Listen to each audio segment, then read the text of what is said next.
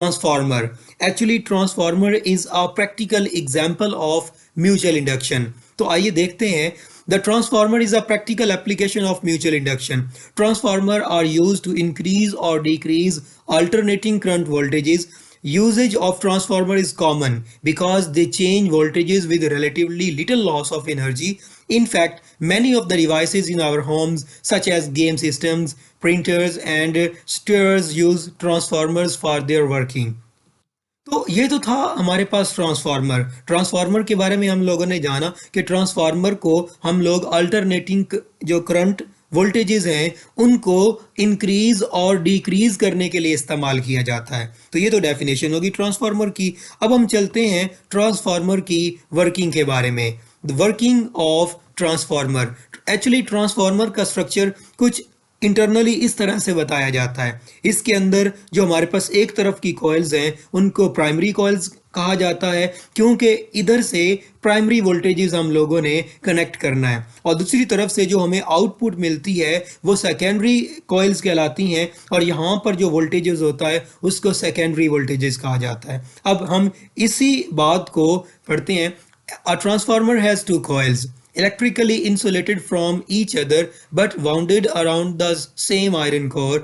The coil is called the primary coil, the other coil is called secondary coil. अब आप लोगों को याद रखना होगा कि वो वाली coil जहां से हम लोगों ने voltages को in करना है, मतलब कि जो input होगा वो primary coils कहलाएंगी और यहाँ का voltages primary voltage कहलाएगा और वो वाली coils जहां से हम लोगों ने output gain करना है वो वाले coils कहलाती है secondary coils और यहाँ पे जो हमें voltages जो हासिल होता है उसको हम कहते हैं सेकेंडरी वोल्टेजेस. तो सिमिलरली हम लोग जो प्राइमरी वोल्टेजेस है उसको वीपी और सेकेंडरी वोल्टेजेस को वीएस से रिप्रेजेंट करेंगे. सिमिलरली ये जो नंबर ऑफ टर्न्स हैं जो प्राइमरी कॉइल के हैं उनको हम एनपी और जो सेकेंडरी कॉइल्स के नंबर ऑफ टर्न्स हैं उनको हम एनएस से रिप्रेजेंट करते हैं.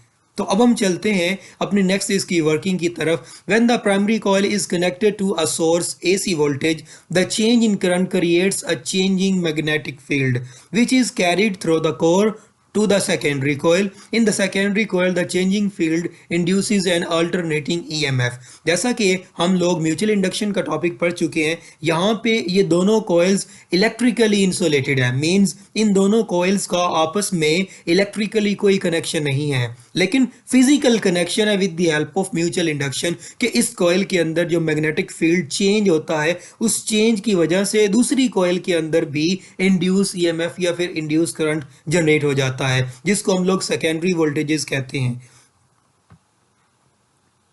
The EMF induced in the secondary coil called secondary voltages which is represented as Vs is proportional to the primary voltages Vp.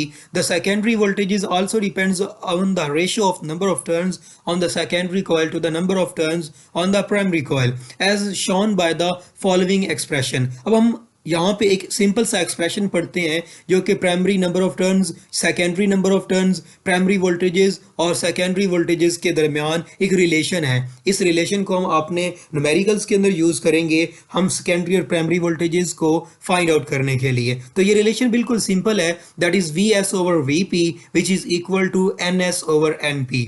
We S से मुराद है voltages of secondary coil, V P से मुराद है voltages of primary coil, NS से मुराद है number of turns of secondary coil and NP से मुराद number of turns of primary coil. अगर हम इस इक्वेशन को इन्वर्ट कर दें तो फिर भी ये रिलेशन ट्रू रहेगा. अगर हम उस रिलेशन को इस तरह से कहें that is VP over VS which is equal to NP over NS तो ये रिलेशन फिर भी ठीक रहेगा. तो अब हम चलते हैं अपने ट्रांसफार्मर की टाइप्स की तरफ. तो actually basically there are two kinds of transformer that are used in our daily life.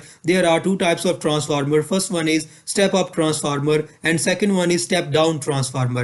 As their name also representing step up and step down तो आप लोगों को इसकी definition समझने में इतनी मुश्किल पेश नहीं आएगी. Step up transformer से क्या मुराद है?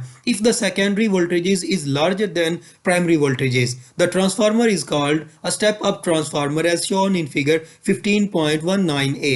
जैसा कि हम अपने इस ट्रांसफार्मर की फिगर के अंदर देख सकते हैं कि यहाँ पे प्राइमरी नंबर ऑफ टर्न्स कम है, तो इसका मतलब कि यहाँ पे जो प्राइमरी वोल्टेजेस है वो भी कम होगा, और यहाँ पे सेकेंडरी नंबर ऑफ टर्न्स ज़्यादा हैं, तो इसका मतलब कि यहाँ पे जो हमारे पास सेकेंडरी वोल्टेजेस है वो भी ज़्यादा होगा। तो इस डेफिनेशन को दोबारा पढ़िए, if secondary voltage is larger than primary voltages then transformer is called a step up transformer. Step up transformer को हम आमतौर पे अपने एयर कंडीशनर या फिर दूसरे रेफ्रिजरेटर के साथ जो पावर सप्लाई के तौर पे इस्तेमाल करते हैं, जो कि हमारे वोल्टेजेस को बैलेंस करने के लिए, या फिर जिसको हम आम जुबान के अंदर स्टेबलाइजर का नाम देते हैं। Actually this is known as step up transformer, कि जो वोल्टेजेस कम हो रहे हैं, कभी किसी वक्त वोल्टेजेस डाउन हो जाते हैं, तो उन वोल्टेजेस को ये बैलेंस कर देता है। तो इसी तरह के जो अप्लायंसेज है जो हमारे घरों में इस्तेमाल होती हैं, जो कि वोल्टेजेस को लेवल अप करने के लिए, उन्हें बैलेंस करने के लिए इस्तेमाल की जाती हैं, वो कहलाती हैं स्टेप अप ट्रांसफार्मर। तो हम चलते हैं स्टेप डाउन ट्रांसफार्मर की तरफ। As this shown in this figure कि यहाँ पे प्राइमरी नंबर ऑफ टर्न्स ज़्यादा हैं, तो इसका मतलब कि यहाँ पे प्राइमरी वोल्टेजेस ज़्यादा होगा, और सेकेंडरी नंबर ऑफ टर्न्स कम है, तो इसका मतलब सेकेंडरी वोल्टेजेस भी क्या होगा, कम होगा। तो इसीलिए अब हम डिफाइन करते हैं स्टेप डाउन ट्रांसफार्मर।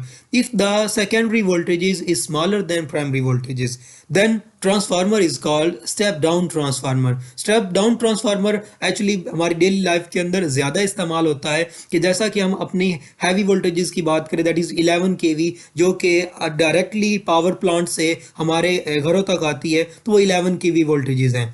तो अब हमारे घरों के बाहर हमारे चौक पे रखा हुआ transformer actually step down transformer है, जो कि उन 11 kV को या फिर 40 वोल्ट्स को कम करके 220 टू 20 वोल्ट्स में लाता है, जिससे हमारे घरों की तमाम अप्लायंसेस चलती हैं, हमारे फैंस, हमारे टीवीज़, हमारे एयर कंडीशनर्स, हमारी वॉशिंग मशीन्स, हमारी ड्राई मशीन्स, ये तमाम की तमाम लो वोल्टेजेस पे चलती हैं 220 वोल्ट्स। और हमारे जो लैपटॉप्स हैं, हमारे मोबाइल फ़ोन्स हैं, इनके chargers that are also known as step down transformers, क्योंकि ये 20 वोल्ट्स को और भी कम करके 9 वोल्ट्स या फिर 4.7 volts for our mobile phones and 9 और 12 volts for our laptop chargers, तो यहाँ तक कन्वर्ट कर देते हैं।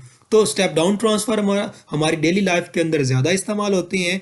तो अब हम चलते हैं आइडियल ट्रांसफार्मर की तरफ। जैसा कि हम लोग एक एक्चुअल केस के साथ साथ एक आइडियल केस को भी कंसीडर करते हैं, तो हम चलते हैं what is mean by ideal transformer. An ideal transformer, the electric power delivered to the secondary circuit is equal to the power supplied to the primary circuit. An ideal transformer dissipates no power itself, and for such a transformer we can write PP, which is equal to PS. इसका मतलब क्या है कि ideal transformer से मुराद एक ऐसा transformer है जिसकी प्राइमरी पावर और सेकेंडरी पावर आपस में बराबर होती हैं, मतलब कि वो पावर लॉस नहीं करता, वोल्टेजेस अप डाउन ज़रूर करेगा, लेकिन जो उसके अंदर पावर लॉस होता है in the form of heat, in the form of light, in the form of sound, वो बिल्कुल भी नहीं होगा। वो जितना पावर प्राइमरी कॉइल से लेगा उतना ही पावर सेकेंडरी कॉइल को भी दे देगा। तो जैसा कि हम लोग पावर का फार्मूला अपने जॉल्स लॉ चैप्टर नंबर 14 के अंदर पढ़ चुके हैं, दैट इज P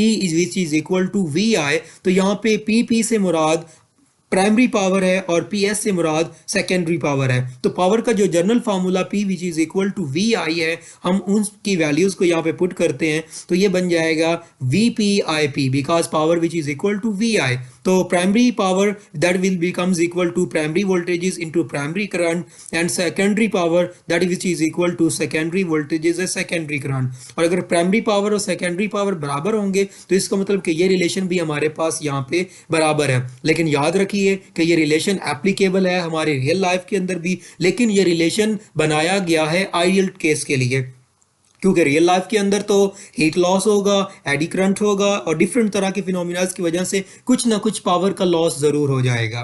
तो आई होप सो कि इन तमाम के तमाम टॉपिक्स के अंदर आज का लेक्चर सबसे ज़्यादा आसान है। ये बिल्कुल इजी है क्योंकि हम लोग म्यूचुअल इंडक्शन को पढ़ते हैं और इसी म्यूचुअल इंडक्शन के फिनोमिना को हम प्रैक्टिकली ट्रांसफार्मर के अंदर इस्तेमाल करते हैं। अपना ख्याल रखिएगा।